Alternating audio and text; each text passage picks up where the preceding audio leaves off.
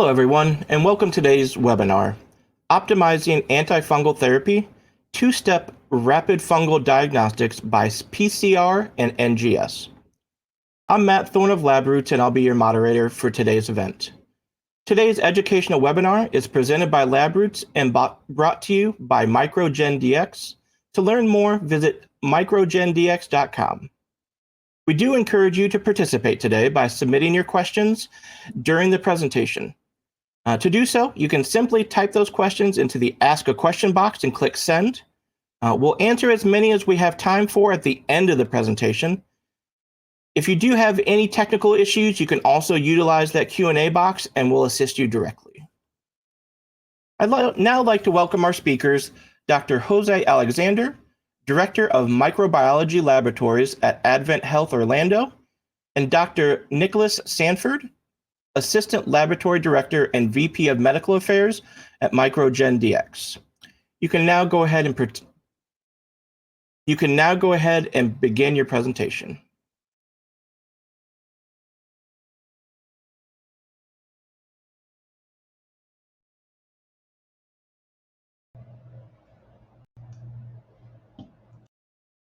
Thank you. Thanks everyone for joining us this morning for our webinar, Enhancing Antifungal Therapy, a two-step rapid diagnostic using PCR and NGS. The objectives of this webinar are to understand the historical shift in viral diagnostics, to identify challenges in current fungal diagnostic practices, to explore the role of molecular testing for fungal infections, and to introduce the Microgen Diagnostics Rapid Fungal Reflexive Next Generation Sequencing Test. To give a brief overview, we'll start with the historical context and talk about the shift from viral culture to molecular testing in clinical labs. Then we'll move on to current challenges with fungal cultures, and we'll talk about the limitations and the implications of delayed or missed diagnoses. Then we'll make a case for molecular testing, which has been shown to provide faster, more accurate results. Then we'll introduce the Microgen Diagnostics Rapid Fungal Reflexive NGS, which is a targeted ITS sequencing test for yeast and mold identification. And then we'll wrap it up with the clinical impact of this test and future directions. And we'll talk about the impact of timely fungal identification for patients. So, starting out, viral culture was developed in the 1940s, and it involved isolating and growing live viruses in cell lines or animal models. This method allowed for direct observation of viral effects on cells, but it required extensive time and resources. Serological testing then emerged as an alternative, and this relied on antibody detection rather than culturing the virus itself. While it was faster, serology could be limited in sensitivity and specificity, particularly in the early stages of infection. So traditionally, diagnosing viral infections has relied heavily on culture methods. These methods, however, presented significant limitations.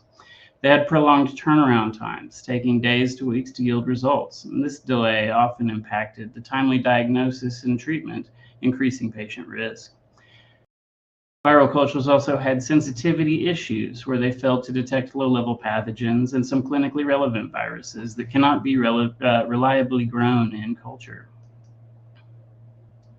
There's also biohazard and contamination risks, where handling viruses in culture increases the risks to laboratorians, as well as the potential for contamination during routine plate readings.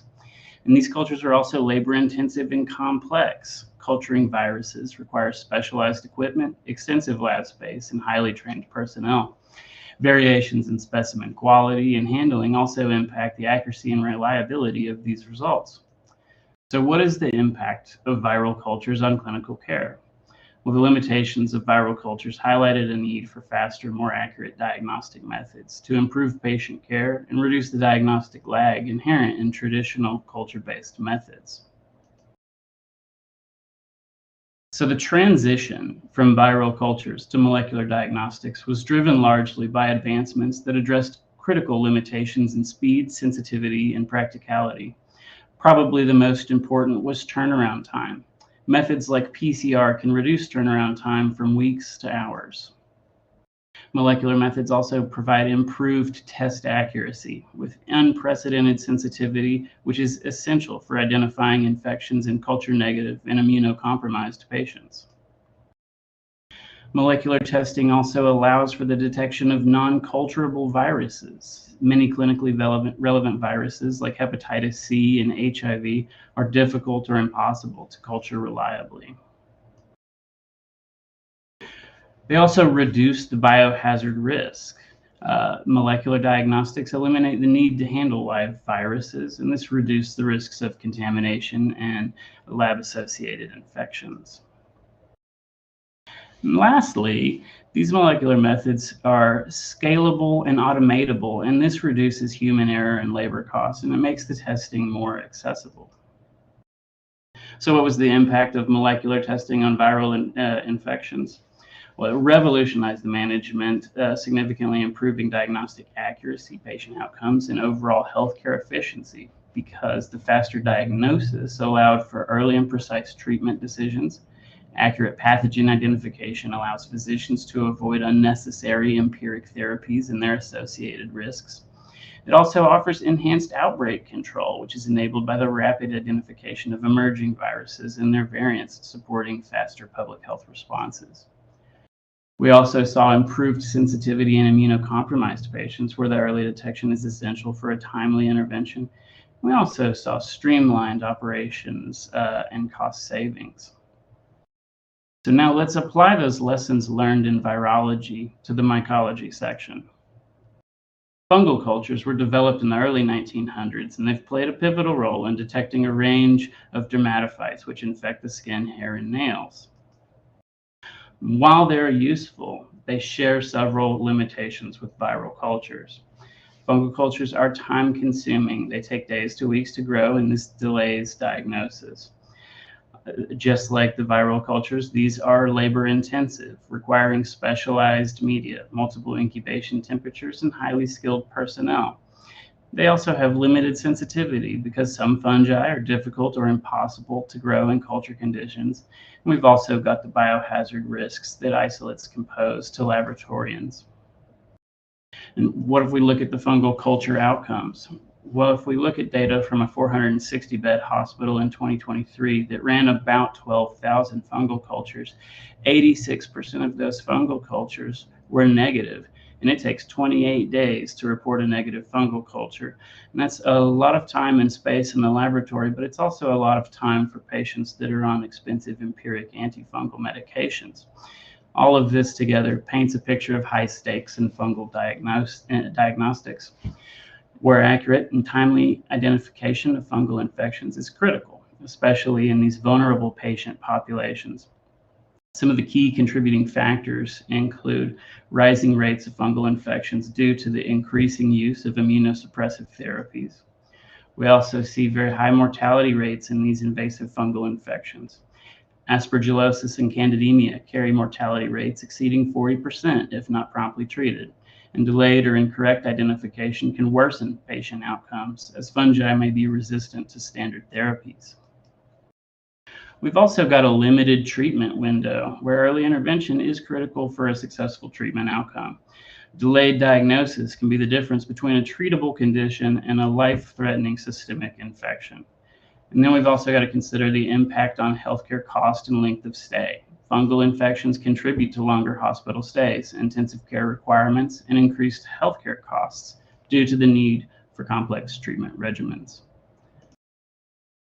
So how can we contribute to better patient outcomes in fungal infections and antifungal stewardship? Introducing next-generation sequencing. NGS is a molecular technique that sequences millions of DNA fragments simultaneously, and this provides a comprehensive analysis of the genetic material in the sample.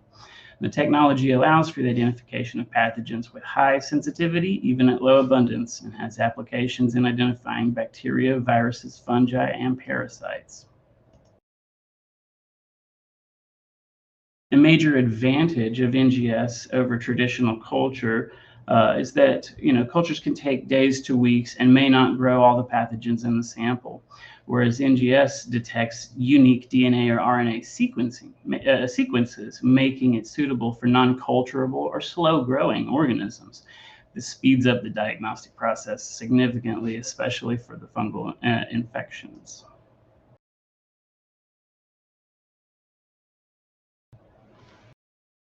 So by targeting specific genetic regions like the internal transcribed spacers and fungal genomes, NGS can identify a broad range of fungal species. And this is particularly useful for diagnosing infections in immunocompromised patients or cases where the fungus is resistant to common or empiric antifungals. NGS is capable of handling complex, polymicrobial, and biofilm-associated infections, and it's becoming increasingly recognized as the future of infectious disease diagnostics. And its utility in routine and complex cases has the potential to redefine the standard of care in clinical microbiology. A lot of research has been accumulating over the past decade, demonstrating clinical utility of NGS in a variety of infection types. So much so that the Infectious Diseases Society of America is now recommending NGS as a first-line diagnostic for a variety of infection types, including fungal infections. So what we're doing at Microgen Diagnostics is offering our fungal reflexive NGS. Now, this is a targeted amplicon sequencing assay that starts with a broad range fungal PCR reaction. Now, in about 80% of cases, and data from the hospital that I presented earlier showed that 86% of their fungal cultures were negative. So that's a lot of negatives in this mix. In our hands, about 80% are negative. And instead of waiting 28 days for that final negative result to rule out fungal infections, you can rule out fungi in about 24 to 48 hours using this method. So you'll send it to us, we'll run our PCR, our first step of the sequencing process. And when it's negative, we can issue the final negative report that day. And it'll look like this. It shows you that no fungal DNA was detected and fungal NGS is not indicated. Now, having ruled it out, this is a good time. It's very valuable to de-escalate any antifungals you have going on. In about 7% of the cases, the initial PCR result will be indeterminate and produce a weak or a very weak band. All of these samples are reflexed to the NGS for a final identification, and you'll see that report in about 2.5 days after you receive this initial report. And in the other 13% of cases, the initial PCR is positive. So you'll see fungal DNA detected, fungal identification by NGS to follow, and then about 2.5 days later, you'll see a genus and species identification for all the fungi in the sample. So this is turnaround in 3 to 5 days with a 3.5-day average turnaround time. And by using this test, we think you can enhance your capacity to promote antifungal stewardship because of its high sensitivity for fungal detection, with a sensitivity and specificity greater than 90% and accurate speciation in 3 to 5 days. It's also incredible to be able to rule out fungi in 48 hours versus 28 days with a PCR negative predictive value greater than 89%. This is incredibly valuable for antifungal therapy de-escalation. I've been joined by a colleague today, Dr. Alexander, who has some experience with this test, and I'd like to hand it over to him to share that experience with us. Thank you, Nick. And thank you for the opportunity to be able to talk about the clinical portion and the laboratory portion. Before I start, I would like for the audience, they have experience in a mycology laboratory, to think about the process of the mycology culture, the time and the amount of culture that we perform in a clinical laboratory, and the level of expertise that is needed for identifying fungi, especially with the current state of difficult to find microbiologists with expertise, especially for growing mycology laboratory. If we consider our mycology laboratory, we know that there is a cost pressure, that is a diminished expertise, there is a long turnaround time. And the process for mycology, not only the culture itself, but the identification is complex. So, and one of the things is that this process, how can we effectively support antifungal therapy?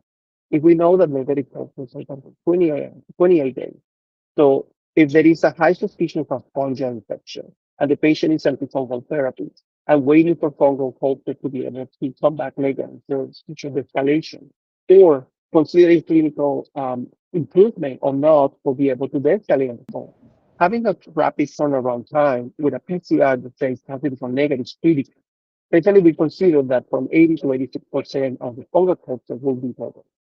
A positive fungal culture takes 14 days on average. If it's yeast, take 5 days.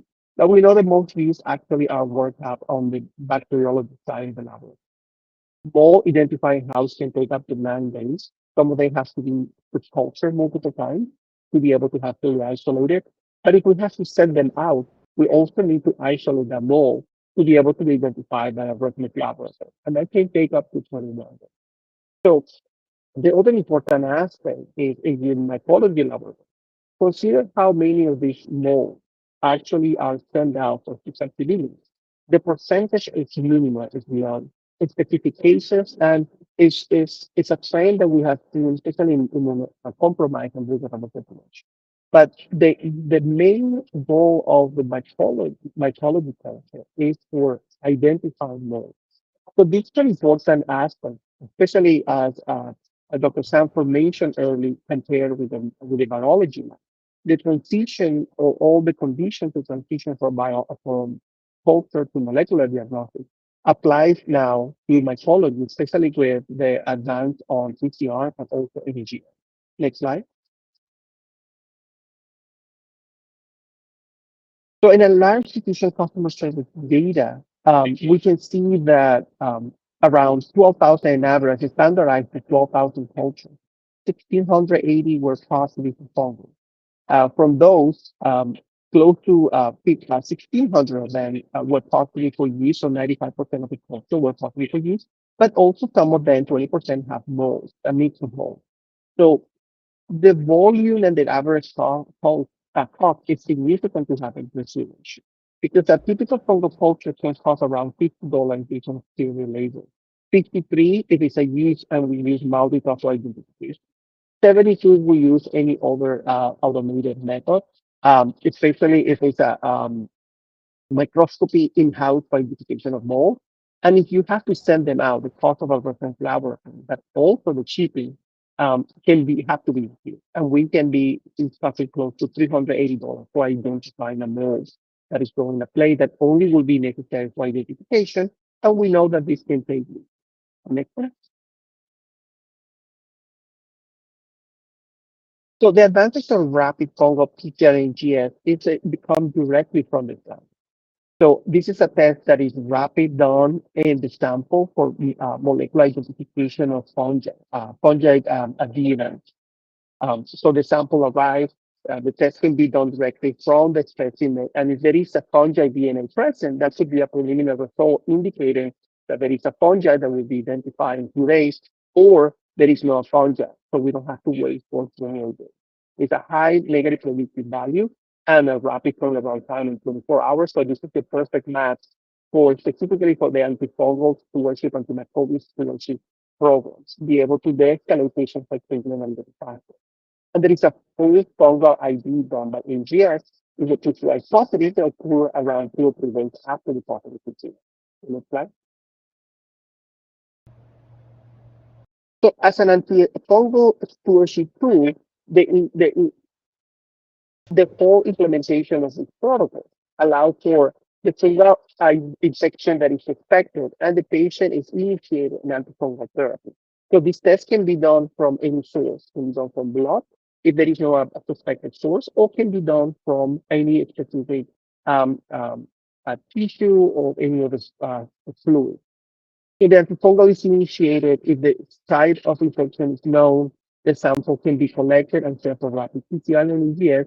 But if the site of infection is not suspected, there is no clear site of infection, the blood can be collected and sent for rapid PCR and NGS. So the important of this is the initiation of antifungal therapy in a patient that is suspected to have a fungal infection. This initiation can start, and this can trigger a sample collection and testing for PCR and NGS. In 24 hours, if the PCR come back negative and the clinical condition and clinical assessment match these results, the patient can be de-escalated for antifungal therapy in as soon as 48 hours. If there is a positive PCR, indicating the presence of a fungal DNA in this particular scenario, the patient can continue with treatment. And 2 or 3 days later, when the NGS come back with the specific species identified, the antifungal can be optimized for targeting the specific fungal species. Next one. If we see the current fungal workflow, the tissue, or in this case, bronchial or lavage, arrive to the laboratory, and we have to set up plate. Take up to 28 days the incubation with a weekly read to be able to identify the growth level. And if they grow, up to 2 weeks can take to identify microscopically, depending on how fast they grow, if it's fungal, if not sterile, and actually if the morphology spread. It requires a high technical expertise. So, and this is something that many laboratories right now are struggling to try to apply. The next one. So with the rapid fungal PCR and NGS workflow, the specimen is arrived to the laboratory, the sample is prepared. There is a rapid PCR to target the IPS, that is a portion of the genome of the fungi. They identify this particular group of organisms. And if it's positive, the test is quickly reflexed to NGS and a preliminary report of positive result. And if it's negative, that's the final report occurring in 24 hours. So this is a high sensitivity specificity that occur within 3 to 5 days from sample receipt to final NGS, and only 24 hours from receipt to the preliminary PCR. It could be negative as final or a preliminary as positive. The next one. The other important aspect is compare the typical culture with the capability of NGS can do. So if you compare the amount of the organisms reported to the mycology lab, and we compare that with the database, the microGDS from fungal, we can see some interesting differences, but also some relation. So Candida are the most typical fungi that we identify in clinical samples. And you can see that in the right side in the culture section, there is a group of Candida that take over the top side. There is some fungi, some mold, specifically Aspergillus fumigatus group, Penicillium, Aspergillus niger. And this is important because these are the fungi that are easily identified microscopically. And then in the position 11, we see mold. And mold is simply those filamentous mold that is unable to identify by the laboratory or even by the reference laboratory. So you can see a specific trend when candidate takes most of the identification, and a specific group of molds are always identified because they have the characteristic that can be identified microscopically. So there is a bias based on the capability for the technique that is microscopic. When we compare that to NGS, we still see a high prevalence of candida, but then we start seeing mold as alternaria, rabbit-folium, tubularia, pershopicum, along with the candida. So there is an increase on other molds that will take a little longer to grow. It can be a little more difficult to identify. Could be among the filamentous mold reported by the culture itself. So you can see the difference how NGS is able to resolve more species, being able to identify more species that probably are not identified due to the bias of the current technique based on code. The next one.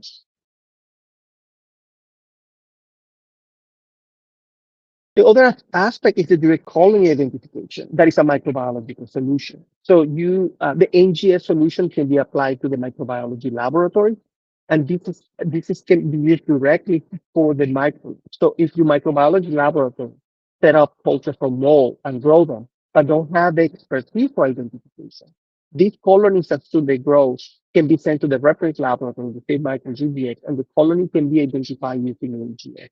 It's a rapid colony identification for positive culture to take around 3 days.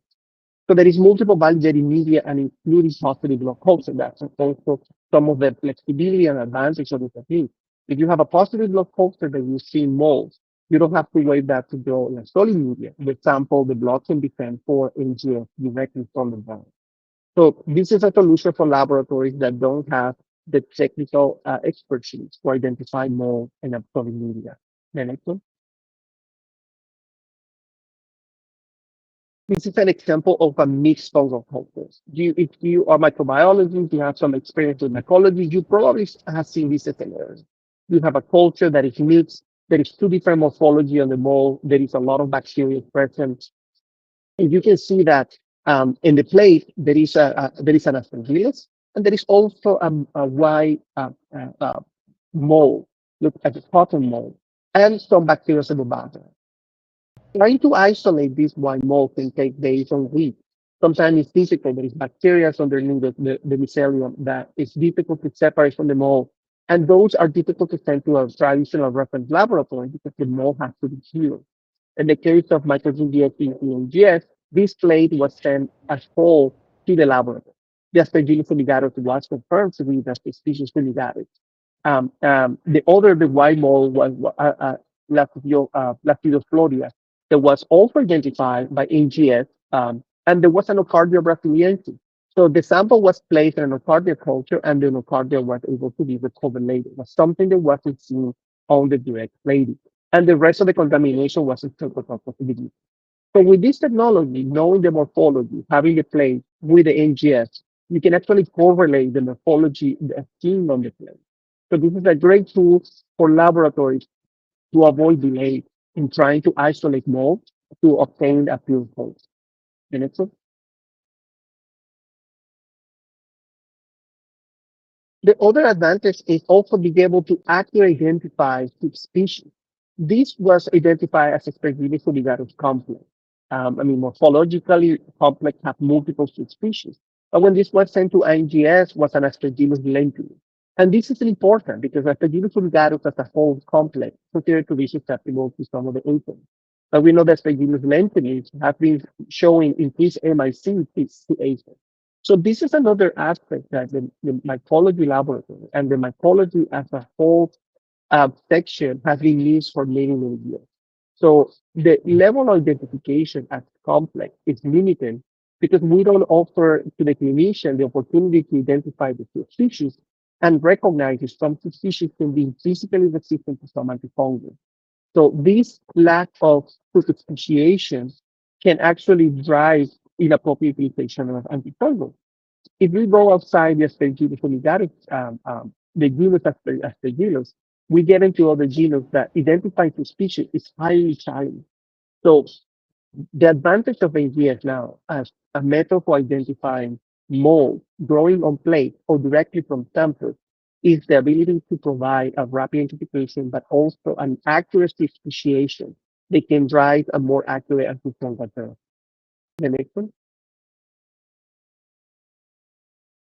Also can be used as a pathology service for rapid fungal identification from fresh tissue or paraffin mold.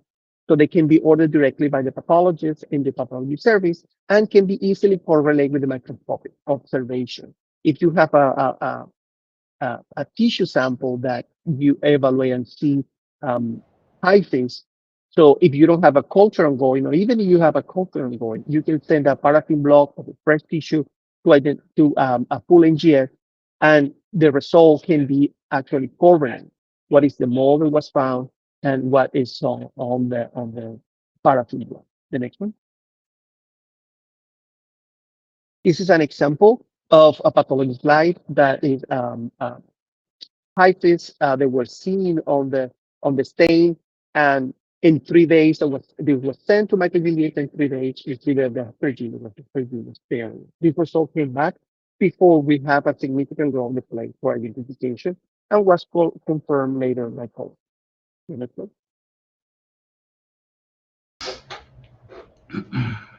So Nick, I give back to you. Sure. So thank you, Dr. Alexander. I would like to wrap up showing you a list of the sample types that the Microgen Diagnostics Laboratory can accept. We've done a lot of work over the last 10 years or so, validating a wide variety of sample types to make this testing available to the patients who need it. That is all of the slides that we have today. I do appreciate all of you for joining our webinar. With that, I think we can go ahead and open it up to questions. All right, excellent. So thank you very much for that informative presentation. We will now start the live Q&A portion. If you do have any questions you'd like to ask, you can please put those in the Ask a Question box. We'll try to get through as many as we have time for. So let's get started with our first question. Let's see. What instruments do you use for sequencing, and what is your throughput ability? Currently, we're running most of our testing on the Illumina MySeq platform, and we are running about 300 to 400 samples a day with room for much, much more that we've now moved into our new facility. All right, excellent. Let's see, we've got, how is it priced? So because this fungal reflexive NGS is a two-step test, when you first send it in, the initial PCR is going to be $80, and if it's negative, that's the final cost is $80. If it is an indeterminate or a positive result and it is reflexed to NGS, it will be an additional $150 for a final cost of $230 for positives. Okay. Who can order the test? Physicians, labs? Physicians and labs can order the test, but I think Dr. Alexander might like to speak about his experience. So the direct rapid fungi PCR and NGS is a service that is better served for clinicians, for providers. So when there is a specific suspicion of an infection, if the patient have a knowing side of infection or not, the clinician can place the order, the sample can be collected and sent directly to microbiology. The rapid colony identification is a service for laboratories. So when the laboratory grows their own mold, the culture in-house, and they have a positive growth on the plate, instead to trying to isolate this organism at the mold, I'll send it to a reference laboratory. This plate can be sent directly to microbiology as a mold identification, and the identification of the mold can be back in 3 days done by them. So the service can be done from both sides, both directly from clinicians or directly from the laboratory. All right. We've got time for just about one more question. Is this something that can be ordered at the same time as fungal cultures? Absolutely, it is, but yeah, I'll defer to Dr. Alexander on this one. Yes. So I mean, it's important that so fungal culture is still considered to be the gold standard, even when we know that there is limitation. So that will depend on the facility, that will depend on the conversation, the different clinical teams, especially infectious disease, laboratories, fellowship, laboratory stewardship. So if the sample has to be split or collect two different samples, one for NGS for rapid identification and one for culture for the traditional culture in-house, in case of susceptibility is required later, let's say we'll have mutations, that's something that every facility will have to consider. If there is no the request routinely for susceptibilities only for identification purposes, and the laboratory wants to switch from culture to full molecular, that's something that every facility can discuss internally, but there is a lot of opportunity and flexibility.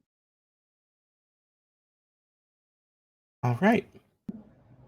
I'd like to thank everybody for your time today and for the important research. We'd like to thank LabRoots and our sponsor, MicroGenDX, for underwriting today's educational webcast. Before we go, I'd also like to thank the audience for joining us and their questions. This will be available on demand. LabRoots will alert you via email when it's ready for replay. We do encourage you to share that email with your colleagues who might have missed the live event today. Any questions that we didn't get to will be followed up with via the way you registered the email you used there. So until next time, everyone, thank you very much and goodbye.